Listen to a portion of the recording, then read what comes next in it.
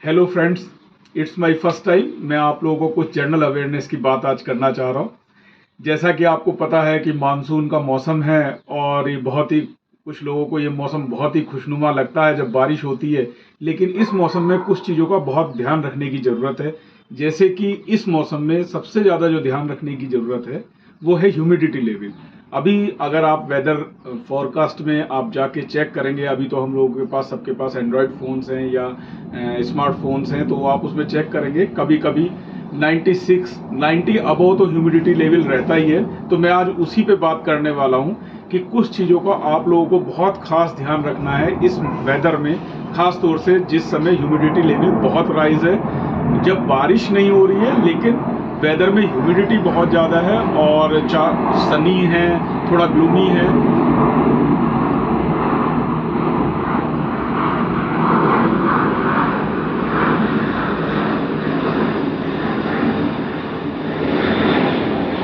सनी है, थोड़ा ग्लूमी है। मैं आपको एक बहुत छोटा सा एग्जांपल इस समय दूंगा कि जब आप लोग ऐसे वेदर में मार्केट तक जाते हैं या आप थोड़ा सा भी वर्कआउट करते हैं, वर्कआउट नॉट द एक्सरसाइज, में उसकी बात नहीं कर रहा हूँ, वर्कआउट से मतलब आप डेली रूटीन्स भी अपने करते हैं तो बहुत हैवी स्वेटिंग होती है और उसके बाद कुछ सिम्टम्स आप लोगों को महसूस होते हैं। जैसे आप बहुत लेथार्जी हो जाते हैं, आप लोगों को बॉडी एक होने लगता है, आप लोग बहुत ही ज़्यादा स्लीपी महसूस करते हैं। तो मैं इस चीज़ को आपको स्पेशली बोलना चाहूँगा कि this is the sign of dehydration.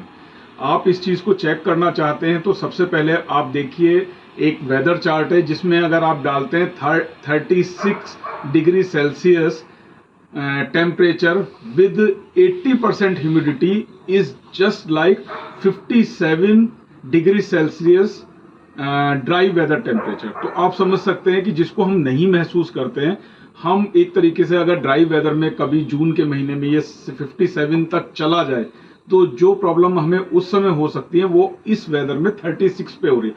ये मैं टेबुलेशन से बोल रहा हूँ, आप वेदर का जो चार्ट है आप उस पर चेक कर सकते हैं। तो मैं अपनी बात को कंक्लूड करने की कोशिश करता हूँ।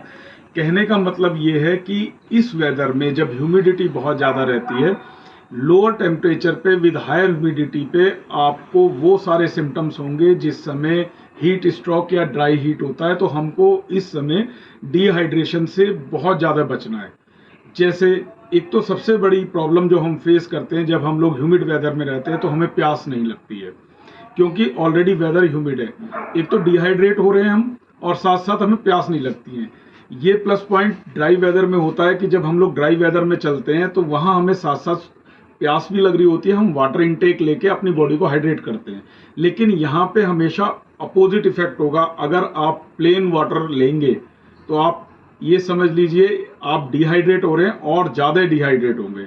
इसलिए पॉइंट टू बी नोटेड, कभी भी प्लेन वाटर नहीं पीना है, एक साथ पानी नहीं पीना है। सुबह ही जो लोग बाहर निकलते हैं घर से वो अपनी बॉटल में 1 टीस्पून एटलीस्ट अपना इलेक्ट्रॉल या इलेक्ट्रोलाइट, जो भी डिफरेंट ट्रेड नेम से आ रहा है, उसको डाल के अपने साथ रखें और सिप सिप करके उसको पूरे दिन पीते रहें।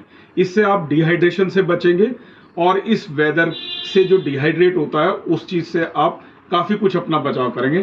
Thank you. आगे भी मैं आपको ऐसे ही जनरल अवेयरनेस के टॉपिक्स पे आपसे डिस्कस करता रहूँगा। धन्यवाद।